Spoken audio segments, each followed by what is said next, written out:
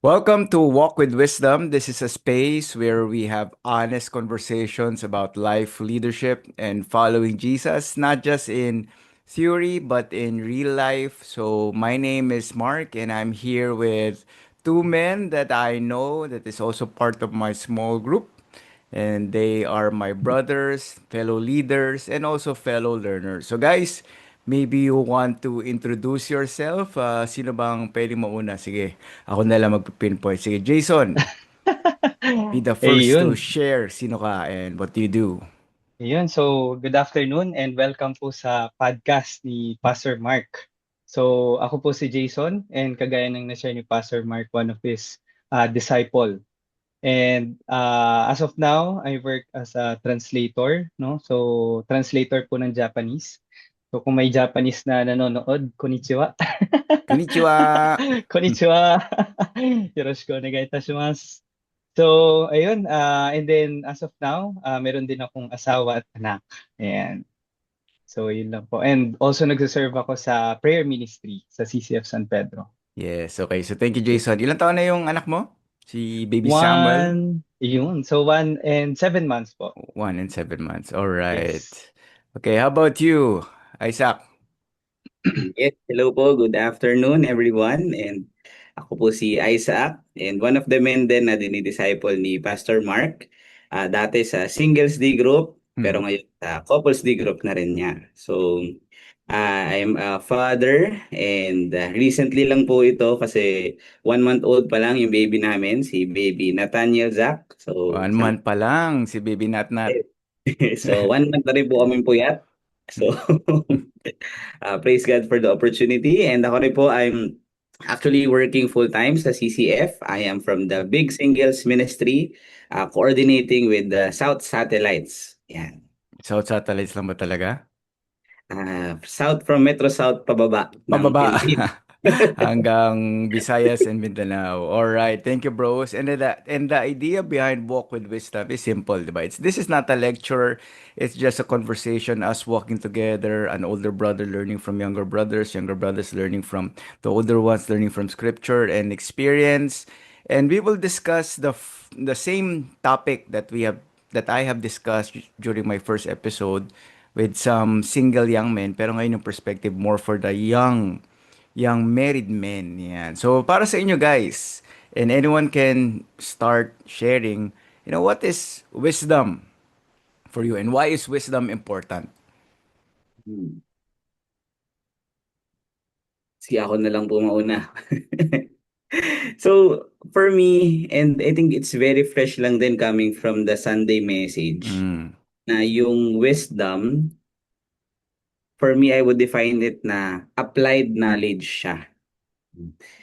Na yung knowledge, it's possible na we know a lot of things about something, pero unless we apply it talaga sa buhay natin, dun pa lang siya nagiging wisdom para sa akin.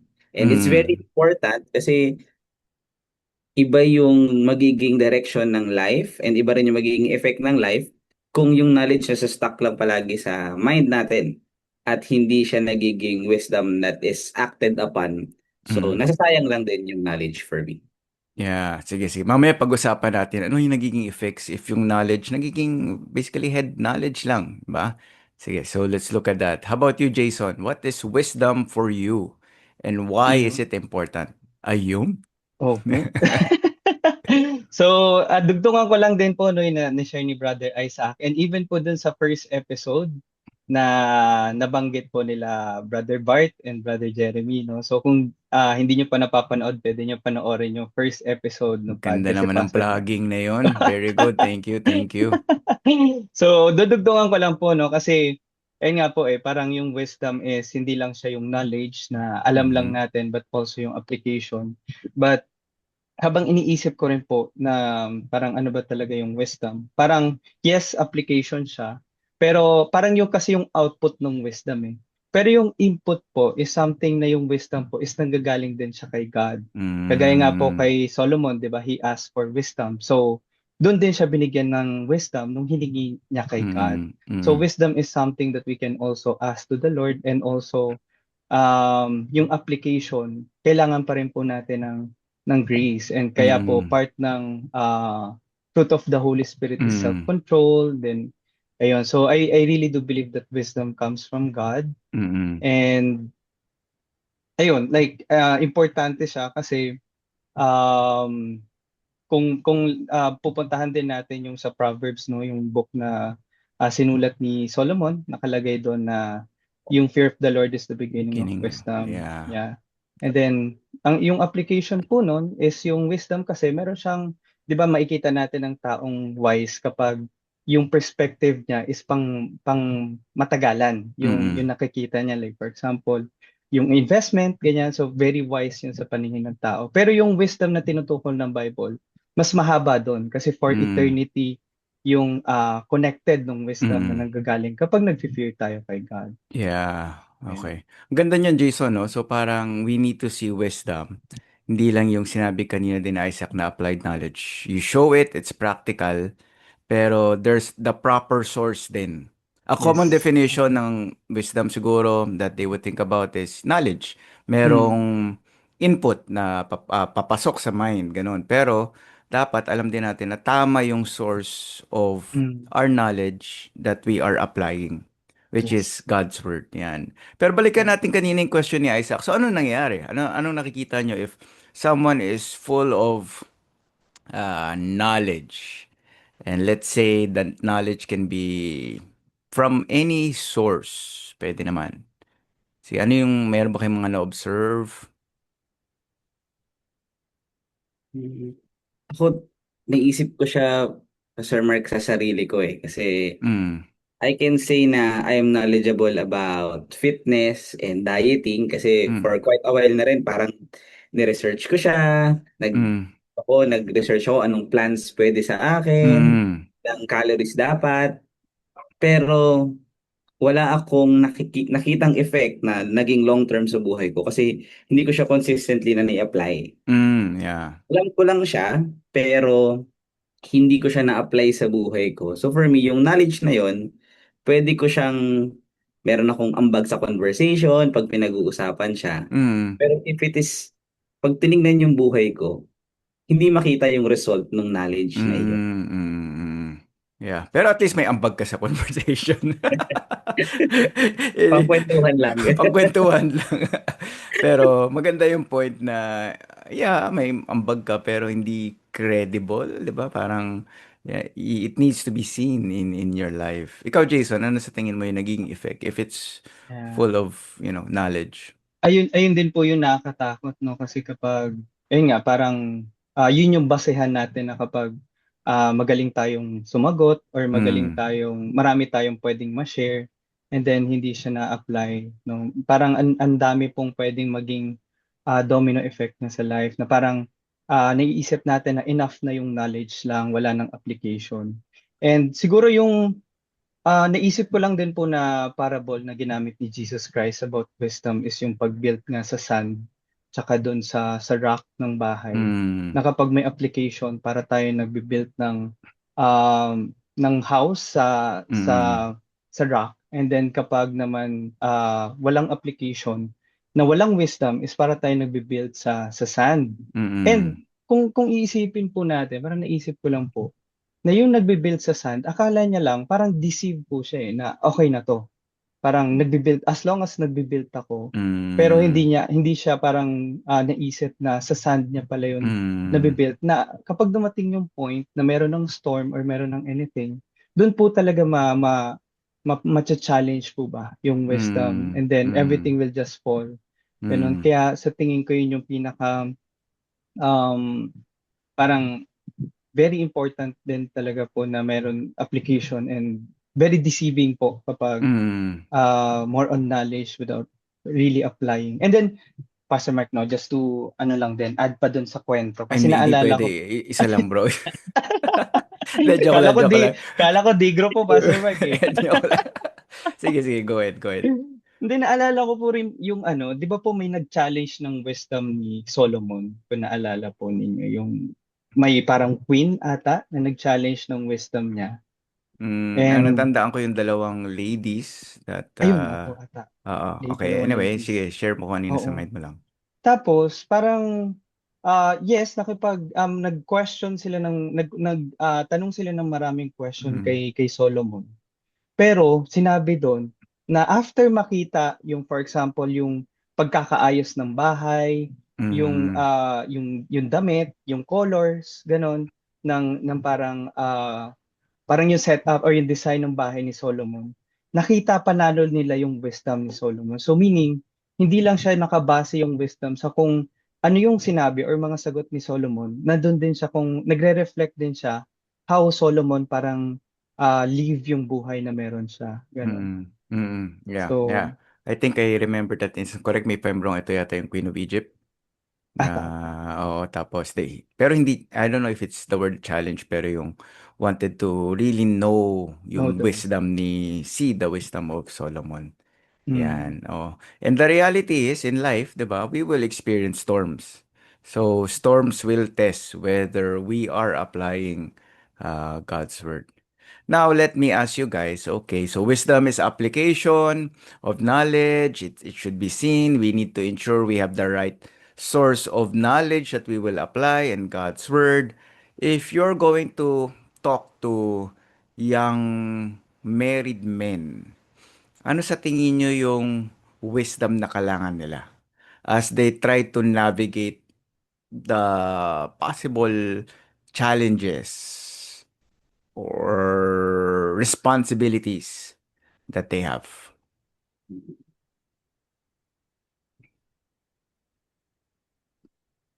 Parang di group lang, wala nagsasalita ah. Sige po, ako naman po mauna, Pastor Mark. Sige, ikaw, Jason. Sa akin po siguro yung advice, ayun parang going back po dun sa the fear of the Lord is the beginning of Mm, wisdom. I really do believe na yung pinaka-first po talaga na kailangan natin i-aim is to please God, no? To be mm, right in His eyes. So, ayun, marami tayong parang pwedeng i-check sa life natin kung ano ba yung mga bagay na pleasing kay Lord and then kung ano yung mga unpleasing sa Kanya. And there are times talaga na even though ginagawa mo kung ano yung tama, yung pleasing kay Lord, meron pa ring challenges. And siguro yung pinaka-advice naman is yung wisdom also na as you do your part, no, kailangan natin magtiwala na buhay si God at mm, nakikita niya kung ano yung mga pangangailangan at pinagdadaanan natin. And mm, then, ayun, eventually po, parang hindi po kasi wise kapag alam niyo po yun parang hindi hindi rin tayo nagtitiwala kay God as someone who is following him. mm, So kapag nagfo-follow tayo nandun pa rin yung wisdom if we also trust or show yung trust natin sa kanya. mm, And then siya din yung magsusustain sa atin as we mm. walk with him, parang ganun po. Yeah. Can you share specifically ano yung mga nakita mo and maybe ikaw na na-experience mo ng mga situations that young married men need to trust God? Ayun, thank you so much. You're May welcome. ayun pa eh. Hindi kasi naalala ko po, Pastor Mark, no, na ito rin yung one of the advice din talaga na hindi ko makakalimutan na in-advise mo sa akin. Kasi Mm, syempre, andito tayo, Pastor Mark, sa podcast mo. So, nung bago po kasi mga anak si wife, parang months, ay hindi, I think mga 3 months pa before mga anak si wife or 3 to 6 months pa siguro, mm, nakalimutan ko yung specific month. Pero may times noon na parang iniisip ko, kailangan ko na ba mag-double work or kailangan ko na bang parang i-give up muna yung mga ginagawa ko para mm, kay God, no? And then nandun lang yung yung worry din talaga in life kasi first time ko din na maging father. mm, Then narinig ko pa na ito yung mga ito yung amount na possible kailanganin mo. And then nung shinare ko yon sa inyo, Pastor Mark, nung nanghingi ako na accountability, so suki ako that time. mm, Eto hindi naman po siya parang nung time kasi nun Pastor Mark, medyo nag-smurf. Hindi ewan ko kung smurf, yung medyo parang tumawa ka ng onte. Tumawa? Opo. Okay, okay. Pero yung tawa na yun, hindi siya yung parang humiliating na tawa. Parang it's more Mm, on hindi ko pa nga alam kung anong pwedeng gawin ni God during that season, parang ganun. mm, Na kung ikaw din po, para na-experience mo yung provision ni God, parang the way niyo po kung paano siya sinabi sa akin, is ganun din yung may experience ko. And then, ayun po yung advice na talagang nagbigay sa akin ng reminder about yung seek His kingdom first and Mm. everything shall be added unto you. So, ayun po hanggang sa, ayun, nakauwi naman po ngayon. Mm. 1 and 7 months na yung anak ko. Mm. So, si God pa rin po talaga yung sustain tsaka nag-provide. And also that wisdom po na mabuksan yung mata ko ulit na magtiwala kay God. Very helpful po siya. Okay. So, tama ba? Tumawa ako, pero hindi Hindi siya yung kita, oh, tawang, hindi, pinagtawanan kita. hindi po yung Oo. pinagtawanan ako. So, It's more parang on, natawa ako siguro kasi naisip ko na napagdaanan ko rin yan. Mm. or parang ano din po, parang yung time na yun, Pastor Mark, parang excited din po kayo na pwedeng may gagawin pa si Lord, parang ganon. O yung parang Oo, yung joy ganong na tawa. na Oo, opo. may worry kasi we're thinking Yeah. about how we will pay for this and that, but Yes, it can be opo. a wonderful journey rin as you trust Mm, God and see how He can take care of you and provide for you as you surrender everything to Him. yes. Kaya po Yan. naging ano siya, parang tumatak talaga sa akin, Kuya Mark. Kasi nakita Mm, ko yung parang faith, tsaka yung ano din, comfort dun sa experience na mm. yun. Okay. So, Kasi yun. kung na-feel mo na pinagtawanan kita, Ay, hindi magsasorry po, ako hindi po. ngayon. Kaya Hindi po. buti na lang na-clarify natin yon, no? Nalinaw, nalinaw. Okay. Sa'yo Kaya naman, Sak. panoorin nyo Ay. hanggang dulo. Sige. Sa'yo, Sak, ano yung mabibigay mong advice? 1 month being a daddy, di ba? Anong mga na-experience mo? Okay, I think yun eh. Kasi even before pa kami ikasal ni Jerez, lagi ko Mm, na naririnig talaga na yung communication is the most important thing sa relationship. Of course, mm, next to the relationship with God, pero yung communication talaga parang siya yung susi, di ba? Communication is the key talaga. And when we got married, bago pa siya maging pregnant, bago siya manganak, nakita talaga namin siya sa married life namin na kailangan pala talaga to.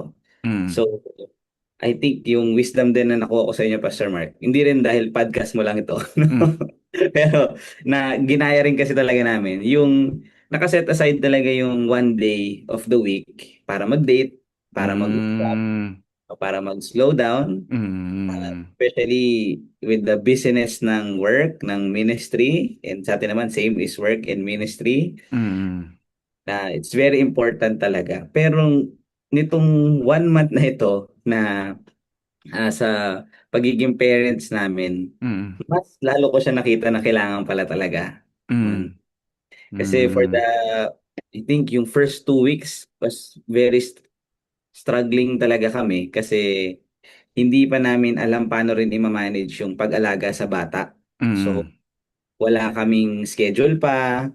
Tapos, knowing na first time parents namin dalawa, wala naman kaming experience sa bata. mm, Pero bilang as a mother, si Jeres, may instinct siya din kung paano alagaan. mm, Ako, first time ko maghawak ng baby, hindi ko alam paano yung mm, tamang posisyon, paano yung yeah. paghawak.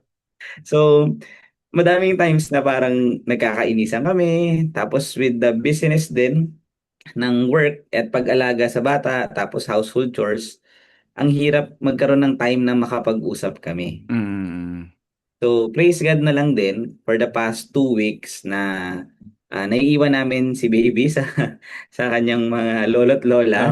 okay. Nakapag-set aside kami ng time. Kahit konti lang, labas lang kami saglit. Mm, Nakapag-usap kami. So, it, ano siya, naging very helpful sa amin kasi nalatag din namin kung meron man mga hurts for the past month, kung meron oh, agreement. So talagang yun pala talaga yung susi, yung yeah. communication talaga. And napag-usapan namin na teamwork talaga tayo dito. Magkatulong tayo. Kahit na Mm, mahirap, nakapagod at puyat, no, we're a team sa pag-alaga sa anak natin and sa pag-figure out din paano natin i-journey itong mm, bagong path na binigay ni Lord for us. mm. I Alam niyo think ba, sige, go. Hindi, yeah, go ahead. like, I think na it's very important na hindi siya i-set aside kahit na napaka-busy. Mm, Pero talaga to be intentional and make time for that. yeah. Napakaganda ng sinabi mo, no? Kasi may ganun talagang reality na once you have children, parang nag-iiba yung schedule, nag-iiba yung mundo mo. And tama yun na dapat talaga may time to have that once a week, time with your spouse, to talk about things, even yun, sinabi mo kanina, share yung mga maybe instances na nagka-conflict kayo, na hurt. Kasi minsan ang mangyari, pag sobrang busy, hindi na napag-usapan yung mga yan, tapos biglang magkakaroon na lang ng instance na sasabog, and then magkakaroon ng big fight. So, never neglect yan, the time with your spouse. So, anong rating ng marriage mo ngayon? Hindi, hindi. Wag mo na. 10, 10? Wow, 10. O, rinig mo ba yan, Jerry? Shoutout sa iyo, Jerry. 10 daw. Ewan ko lang kung kay Jerry, 10 din. Okay. Sige, so these are good, ano, no? Good nuggets of wisdom. But do you think young men, they look for that type of wisdom? Or what keeps young men from asking help, from asking wisdom? Kanina na-share mo, Sak, na totoo naman yan eh. When we have our first child, hindi naman tayo nagkaroon ng course sa college, paano hawakan yung baby natin, paano mag-change ng diaper, 'di ba? We learn as we go with it. And at times, yung mga ibang lalaki, siguro they don't want to ask for help. They try to navigate it on their own. Kaya may mga failure. So ano sa tingin mo yung tingin nyo na nagki-keep from asking wisdom? What keeps men from asking God, or, asking for wisdom from others? I've heard this before na ano, para siyang acronym. Tawag Mm. siya ACNY or AKNY. Sabi ko, Mhm. ano siya, para acne mindset or alam ko na yan mindset. So, Mm. I think it boils down to sa pride na alam ko na yan, hindi niyo na kailangan sabihin sa akin yan. O Mm. hindi ko na kailangan na may magturo pa sa akin yan. I'll figure it out on my own. Mm. I think isa sa trait din ng men talaga yun eh na we are very independent. Gusto natin tayo yung makaka-discover ng mga bagay-bagay. Mm. Tayo yung makaka-figure things out talaga. Pero yung pride na yon, if it keeps us from asking wisdom sa ibang tao, and it can be very dangerous sa atin and sa relationship and sa Mm. family. Mm. First of all. Mm. Ano sa tingin, sige, mamaya natin pag-usapan yan. Meron akong follow-up question dyan. So maganda yun, acne. So AKNY, alam ko na yan. Sige. Ikaw, Jason, ano sa tingin mo? Sa akin po, Pastor Mark, no, I think, ito add nga din dun sa nasabi ni Brother Isaac. Siguro, may part din kasi na kapag lalaki ka. Minsan, like for example, no, parang may sakit ka, may nararamdaman ka. Tapos, instead na pumunta sa doktor, ang mindset Mm. is, papagaling muna ako. Ayusin ko Mm. muna bago ako pupunta sa doktor. Which is very opposite dapat sa kung anong kailangan gawin. Kasi nga, siyempre kapag meron kang nararamdaman, kailangan lumapit agad sa doktor. Para ang nangyayari kasi, try ko muna tong ayusin sa sarili. Try ko munang ayusin.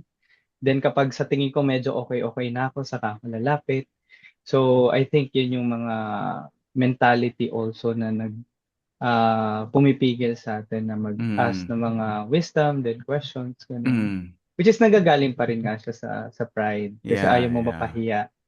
Mm. Ganyan. So yun, So, no, parang pag iniisip ko yung na-share mo, Jason, tsaka Isaac, parang yun nga yung root talaga. Yung pride ng isang lalaki. And mamaya may naisip din akong follow-up question dun sa na-share mo, Jason. Pero dun muna sa'yo, Isaac. Sabi mo, acne. Alam ko na yan. Can you share, sa tingin mo lang, ano yung mga, or maybe in your experience, ano yung mga iniisip ng mga lalaki na alam ko na yan? Para at least maging aware sila na ito yung mga pwedeng pitfalls that they need to be careful about. This, mindsets na alam ko na yan, paano magganto, ganyan, whatever. I think yung isa is about handling conflicts. Handling conflicts sa asawa na Mm. course, bilang ikaw yung asawa, sa tingin mo ikaw yung best na nakakaalam Mm. at nakakilala dun sa wife mo.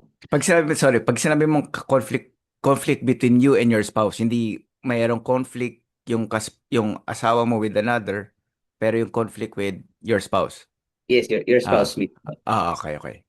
Yun. Tingin ko yun siya kasi parang dahil asawa mo siya, in a relationship kayo for so long, ah ang perspective, ang tingin mo is, you know her best talaga. So, ganito nyo na ayusin yung conflict, ganito nyo na pag-usapan yung ibang bagay. So, parang you refuse to seek wisdom and receive wisdom then from others na ito yung mas better way paano mapag-usapan. Ito yung mas better way para masettle natin itong bagay na ito. I think Mm. yun Ano yung pinakamalala niyong conflict? Sa sa amin. medyo malala. If okay lang i-share, if okay lang i-share, Okay lang naman, okay lang. Okay lang kasi we also shared this sa sa D group namin, D group downline, and Mm. we also shared this sa mga friends namin na getting married pa lang. Mm. So, I think ang root nung conflict na yon, nagkaroon kami ng onting disagreement sa bahay pa lang. Papunta kami nun sa D group session namin, D group downline session namin. Mm. So, nagkaroon lang kami ng onting conflict regarding sa mga bagay na binibili. Yun. So, actually, never kami nagko-conflict sa pera. Mm. Pero ang mas root ng conflict na yon more than yung pagbili is yung pagsita-sita lang dun sa action nung spouse. So, parang sinabi ko lang na, ano yung binili mo? Tapos, nag-react siya negatively. Tapos, hindi ko nagustuhan yung reaction niya. Mm. So, naging conflict na siya. Mm.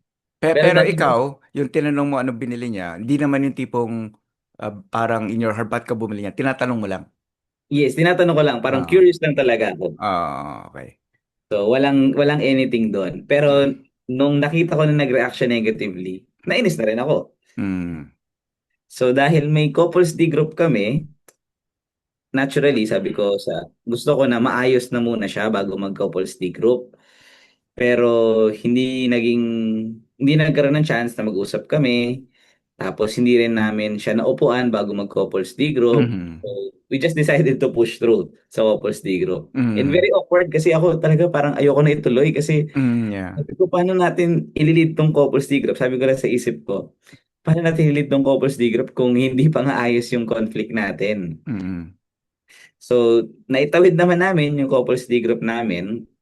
Pero pagbalik sa kotse, parang back to magkaaway na naman kami Mhm. after couples D group. So, Mm. parang nung couples D group, ayos kami. After that, back to the conflict na naman. Ah. So, gabi na yon, uwi na kami sa bahay and I was very frustrated. So, nung nag-drive ako pa uwi, ang reckless ko mag-drive, overtake ako ng overtake, ang bilis ko mag-drive, not knowing na natatakot na pala si Jereston. Mm. So, ah, parang alam niyo naman, if you know me, mabilis ako mag-drive. Mm. So, mas lalong mabilis and mas lalong hindi defensive driving nung pauwi kami. Mm. So, pag-uwi namin sa bahay, akala ko parang, sige, wag lang muna tayo mag-usap kasi may conflict tayo. So, nandun siya sa kwarto, nasa sala ako. And then, narinig ko na parang merong umiiyak during Mm. that time. So, nung nilapitan ko siya, nakita ko na parang nagbe-breakdown nga siya, naiyak siya. And it took a while para makapag-usap kami. Pero nung medyo kumalma na rin, doon niya nasabi sa akin na yun pala yung feeling niya she is in danger and hindi siya safe Mm. dahil Mm. sa actions ko. Mm. So nung napag-usapan na namin yun, sobrang na-guilty ako. Kasi bilang the man of the house, the husband, the Mm. provider, and the protector, hindi ko nagawa yung role ko na yun. Kasi yun yung na-feel ng asawa ko sa bahay namin. So, Mm. sobrang na-guilty ako noong time na yun talaga. And praise God na nakapag-usap naman kami. And nakita ko lang na ang liit lang ng pinanggalingan ng conflict eh. Sobrang liit lang.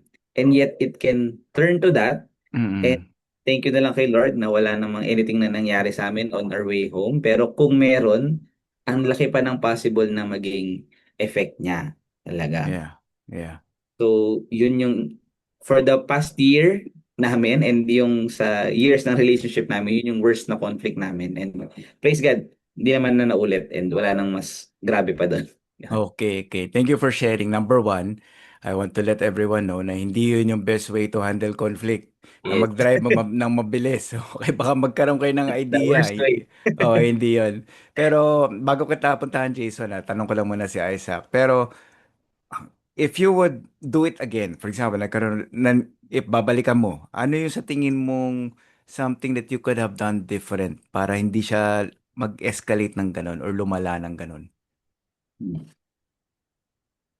I think bago mag-couples D group namin, we should have taken time talaga na mag-usap kami. Mm. Kami lang dalawa, pause lang muna and pwede ring i-cancel na muna, mag-postpone Mm. na muna ng couples D group para makapag-focus muna kami doon sa issue at hand instead of just brushing it off tas Mm. parang appearing okay doon sa couples D group.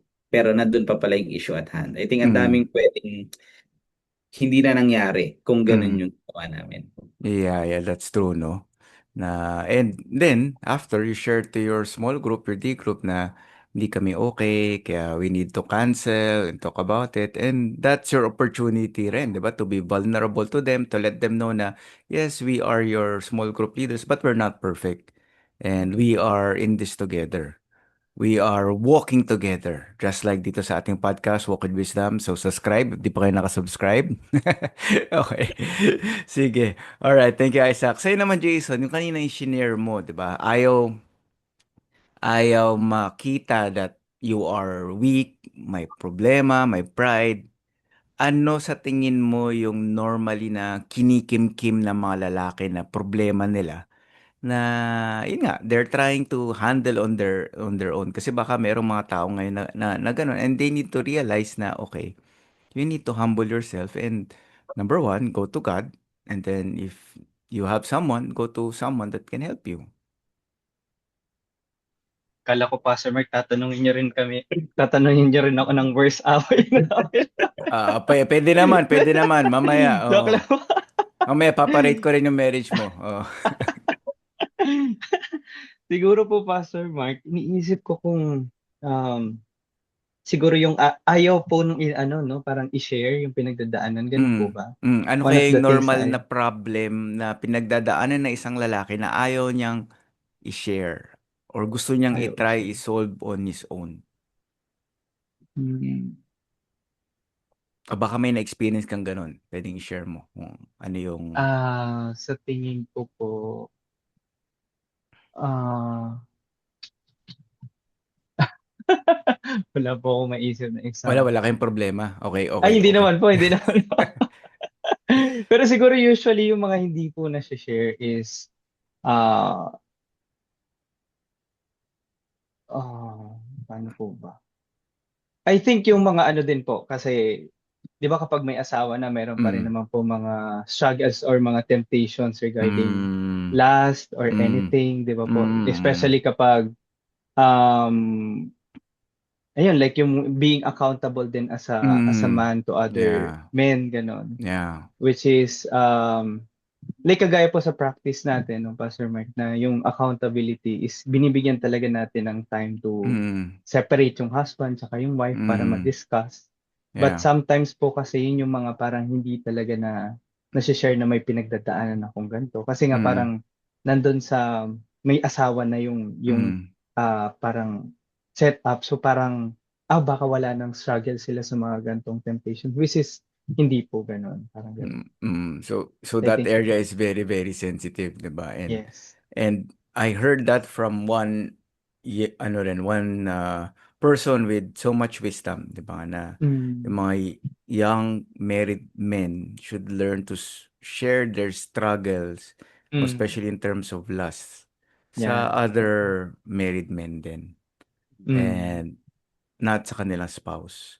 Because of course, hmm, the spouse will be hurt yes, if they hear this, and then they might not understand yung specific struggle na yun na meron ng lalaki. Kasi hmm, for them, it's something that they don't struggle with, di ba? Mm. So there might be wisdom in that. Yan, Yes. oo. Need na So, accountability talaga ito. oo. Although yung isa rin na naisip ko, yung kanina na share mo, yung Mhm. merong pinagdadaanan financially, Hmm, 'di ba? opo. Pero kasi may mindset Hanggang na, sa oo, opo. I'm the man, I'm the provider, ganyan. Ano sa tingin mo doon?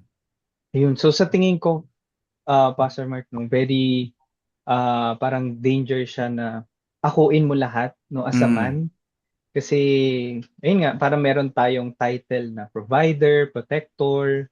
Pero mm, at the end of the day, we're still human. Meron pa ring limitation sa side natin. mm, And ayun, like sa tingin ko kaya din po yun yung nagiging parang nasosobrahan yung time more on sa work rather than mm, family, especially with the Lord. mm, And nani-neglect na rin yung mga parang na-set na parang, I mean, yung commitment with God na mm, before, parang, Lord, I will do this for you. Pero anong mm, nangyari, parang nawala na dun sa parang commitment din na yun. So, mm, I think yun din po yung possible na maging parang impact kapag tinake natin lahat ng hindi naman din talaga tayo yung pinaka-provider, which is si God pa rin yung provider. Then tayo is nagiging steward, ginagawa natin yung best natin mm. for our family. Yeah. And protection naman din, we can do all things na pwede natin maprotektan yung family. Pero at the end of the day, natutulog pa din tayo. Mm, Minsan umaalis din tayo. So si God pa rin yung magpo-protect. yeah. Ikaw, Sak, sa tingin mo, ano yung mga specific evidences or actions ng isang tao na merong problem financially siguro sa buhay niya, pero ayaw niyang i-share, ayaw niya mag-ask ng help, tinatry niyang i-solve on his own. And pag sinabi natin ask for help, does not mean na mangungutang ka, di ba? It can be as, asking for wisdom from older men, paano makasave or whatever. I think doon pa lang sa sharing that struggle to others, hindi na lahat komportable with doing that eh. Mm, Knowing nga na, this is my role, ako yung magpo-provide, and I think with the culture din ng men growing up, kasi ngayon, praise God, we have this podcast, we have the wisdom from the church, from the D groups, from the mm, word din talaga. Pero culturally, kung titignan natin, sanay naman tayo na yung fathers parang tahimik lang sila, hindi sila mm, masyadong nag-share ng feelings nila sa family mm, nila. mm. So, hindi nagiging open din talaga. So, Yeah. hindi nagkakaroon ng avenue to share that struggle to other people and even to the family Mm, mismo. And mm, ako, I think ito yung isa sa nag-shape din sa akin growing up kasi yung father ko growing up, palagi siyang merong spreadsheet ng budget namin as a family. mm, And sinishare niya talaga sa buong pamilya na ito lang yung meron tayo mga anak. mm, So, lumaki kami after ng church, alam namin bawal kami mag-Jollibee kasi uuwi mm, kami sa bahay, doon kami mm, kakain. mm, So, hindi kami yung umiiyak pag hindi nakapag-Jollibee kasi bata pa lang, gets na namin, ito pala yung financial situation ng family namin. So, mm, tumulong kami sa parents namin. And that was very helpful for our family. Pero I think not all fathers and not all families are like that eh, na mm, una, walang ibang tao na mashe-sharean. Pangalawa, hindi siya willing to share to others. Kaya mm, parang bilang as a man, kini-carry mo na lang yung struggle na yun on your own. yeah. Hindi mo nararanasan yung blessing dun sa wisdom na we have to carry one another's Mm, burdens. yeah. Alam mo magandang practice yun, no? Na dapat maging transparent in terms of how the money is being spent as a family para maintindihan din ng mga bata na okay, meron nandito tayo ngayon sa season na nagsa-struggle tayo para alam nila na kailangan din nila magtipid. Kasi minsan as a father, 'di ba, parang I want to give the best sa anak ko. Kaya kahit na wala na kaming pera, gusto niya ng toy, bibilang ko siya ng toy. Gagawan ko na lang ng paraan paano ko mababayaran yon. And then, ang pwede maging effect, baon sa utang, yung sinabi kanina ni Jason, mag-overtime, then wala nang time for the family. So, there should be a culture or how would I say it? Pero dapat yung mga men, they have that courage then to really be transparent sa mga pinagdadaanan nila. And especially if merong problem sa finances, no, sa family. So that's good. And Jason, sige, at kasi kanina shinare mo, 'di ba? So pag-usapan natin ang conflict. Baka meron kang gustong i-share na word of wisdom sa about conflict. Ano ba yung Conflict. pinakamalalang conflict na pinagdaanan niyo ni Maggie? And Bukod po doon sa parang ganong experience si Bro Isaac, may ganon din po kami experience si wife. Pero mas may, hindi naman po totally, I mean, sige, yun po yung may experience din kami po ng ganon. Pero yung mas naging malala po namin na conflict is yung sa perspective ni wife, parang tara mag-save tayo, which is good, no? In mm, her perspective. And ako din, nakikita ko siya as good. Pero naman yung perspective ko po is, kasi during that time po is yung Big 19, tama ba Bro Isaac? Big 19 ba yun? Big 16? Ah, 18. grabe. Ano na ba 16, ano na ba ngayon? Di ko na nga alam kung anong 21 na ba kayo? Big 16 yan, Big 16. Ah, Big 16. Ayan, Big 16. 20 So, dali, during that 21 time, na 21 na ba ngayon? Big 20 na sa ah, December. 20. So 4 years ago. Okay. 4 years ago.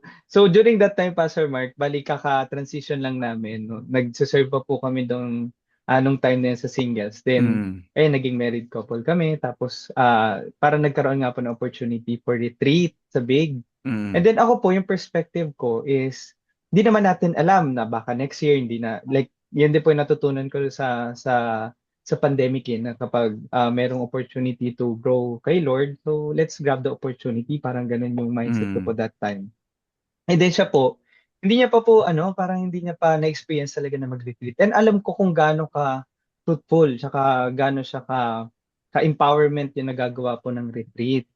Kaya po, sa akin naman, gusto kong parang, okay, meron tayong ganitong savings kahit na maliit lang, gusto ko pa rin na i-invest siya sa walk namin with the Lord, gano'n. mm, Then eventually po, naging conflict niya na sobrang conflict po. Kasi mm, both perspective namin, okay naman. Parang gano'n po. Kasi sa kanya is to save. Then sa akin naman po is to invest doon sa relationship namin with the Lord, gano'n. mm, And parang dumating po sa point kasi may practice din po kami na syempre kinuha din po namin sa Bible na wag matutulog ng nag-aaway. mm, So, inabot kami ng mga 4:00, hindi kami natutulog kasi nag-aaway pa din kami. Tapos dumating po sa point na parang gusto ko mag-walk out. Medyo may gano'n po kasi akong tendency na kapag sobra na yung mind ko, parang mm, nasosobra na ako sa sinasabi ni wife that time, is gusto kong lumabas, umalis, tapos magpapahangin lang, gano'n. So si wife, parang pinipigilan niya na buksan ko yung pinto, gano'n. And then, ayun, nung pagbukas ko po kasi ng pinto, is nalaglag yung salamin, and then nabasag po siya eventually. mm, And nung time din po na yun, sobrang guilty ko din po kasi nga, um, siguro tina-try ko rin po talagang aralin pa yung how to really love my wife. mm, And kasi parang very parang aggressive po ako dun na tara, hindi, mag-serve tayo together. Then mm, parang thinking na kumusta ba talaga si wife dun sa possible namin gawin, nagagawin. Then mm, eventually, ayun po, natuloy naman po kami sa Big 16, praise God. mm, And then naging memorable din po sa kanya yung experience po na yun, tsaka sa akin din po. mm. So Then doon may ka na, ganun lang po, natauhan, yung nahulog yung yung nabasag nahulog yung po. mirror, para doon ka Opo. natauhan. Mm. Na Okay. parang anong ginagawa ko sa asawa ko, tapos bakit parang um, paano po ba? Parang kasi once na may nabasag na po or parang nasira, parang delikado din po kasi sa kay wife, ganun. So, yun po yung nagpagising din po sa akin. Mm, Yun. yeah. Yung So, paghila ko po ng pinto. Yun. so And ganun din, yung oo. bintana po kasi nandun sa door po mismo nakahang lang. Okay. Pinigilan niya po yung pagbukas ko ng pinto. Buti Kaya hindi ka natamaan or si Maggie hindi wala hindi na. naman po, praise Oo. God po, Pastor Oo. Mark. Yung grace Yeah. din po ni Lord. Oo. So, ganun din, if you would, have a chance to go through it again, how would you do it Mm. differently? Ayun, natutunan ko na po, Pastor Mark, na kapag meron kaming parang both naman po kasi ng perspective namin is okay. So, may time lang po kasi talaga na gusto kong ma-change yung mindset ni wife sa the way kung paano ko siya sabihin, gano'n. Mm. And then natutunan ko na po na si God pa rin po yung makakapagpa-realize kay wife Mm. na kung eto talaga yung will ni Lord is kapag to join, si God din yung mag-i-speak sa heart niya. Mm. Then ngayon po, etong season namin ngayon ni wife, na meron na po kaming baby. Yun na po usually yung nagiging practice namin. And kapag medyo hindi pa rin po nagkakaayos or hindi pa rin kami nagiging parang wala pa rin kaming final decision kasi both naman po is maganda yung Mm. perspective. Doon na po papasok yung D group leader namin. Mm. Sasabihin namin, "O sige, magtanong tayo kay Pastor Mark tsaka kay Ate F." Oh.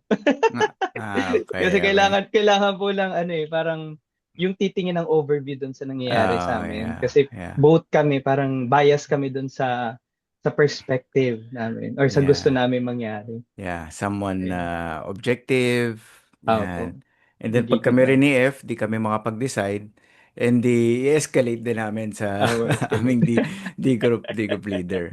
Pero yun, Opo. may value rin talaga in having someone that can mentor you, guide you, someone that you can be accountable to, no? Someone who can be balanced and objective when you have problems like that.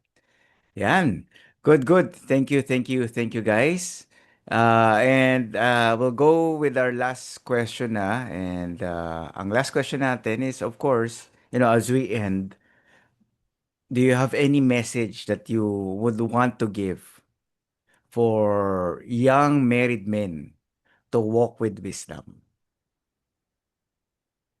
Sige, sinong gusto mauna? Ikaw na lang, Jason, mas matagal ka ng kasal. Nag-iisip ako, bro. Pero ayun, siguro po wisdom is for those na bagong kasal po, no? I think based po dun sa mga napag-usapan po tonight, syempre ang first po talaga na may advice ko is seek God and then Mm, seek His wisdom. And ayun, and siguro po yung be humble kasi mm, God is gracious to those who humble themselves. And part of it is yung pagiging humble is yung talagang pag-share ng mga pinagdadaanan. Kasi 'di ba, yung mm, naghihinder naman sa atin to share is yung pride. Yung mm. parang alam ko na yan or kaya ko to on my own or kaya ko to with my wife or ganon. So, yung pagiging humble din po kasi talaga is yung alam niyo po yun, magsisik kayo ng guidance or counsel, Mm. magsisik kayo ng wisdom na galing kay God and also dun sa mga taong pwedeng gamitin ni God sa atin. Yeah. Kasi yun, kung tayo lang po, parang ang nakita ko nga po kung yung minsan po 'di ba parang nakikita natin weakness kapag nagse-share tayo ng weakness natin sa iba. Yeah. Pero kung titingnan natin baliktad po siya. Actually strength pa nga po yung nase-share mo yung mga weaknesses mo sa other people. Kasi Mm. hindi siya madaling gawin. Tsaka hindi siya Mm. lalabanan mo kasi yung pride mo. So parang kung titingnan mas mahirap or mas parang strength pa talaga kapag nagse-share tayo ng ating mga parang weaknesses saka yung problems in life, gano'n. Mm. So, ayun parang seek for someone that will mentor you, tsaka be accountable din sa mga taong puwedeng gamitin sa inyo ni God. Yeah, so and being humble is actually walking with wisdom, 'di ba? Natutunan Mm. natutunan natin 'yon. Yes, And opo. being humble would mean, as a man, you need to be transparent, vulnerable at times, hindi yung image ng lalaki na pinoportray ng mundo na dapat strong ka lagi, hindi ka umiiyak, ganito, ganyan, yan. Ikaw, Sak. Sa akin din, yung world kasi ang dami niyang ino-offer na wisdom. Mm, Ang daming iba't ibang nagpe-present sa atin na ito yung best way, ito yung dapat na sundin mo. Pero I would advise na balik tayo dun sa nag-iisa na may wisdom kung paano ginawa lahat ng nakikita natin, which is Yes. God talaga. Mm. So, balik tayo kay God para yung wisdom niya yung makukuha natin at may apply natin sa buhay natin. And we can never go wrong talaga sa design ni God eh.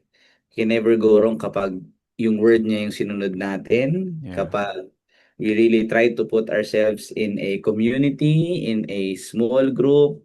We find older men to mentor us kasi yun din naman yung nakita natin na design in the Bible. So we can never go wrong with that. And siguro kung may doubts pa yung iba, maybe because they had bad experiences before, I Mm. think you can try it. Wala namang mawawala.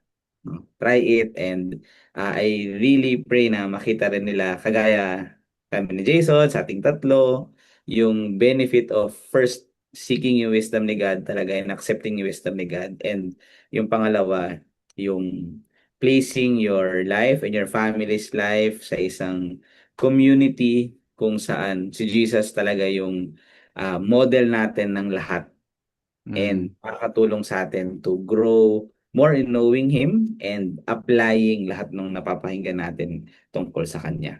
Yan. Amen, amen. And ang verse na natandaan ko ay yung nasa James chapter 1, di ba?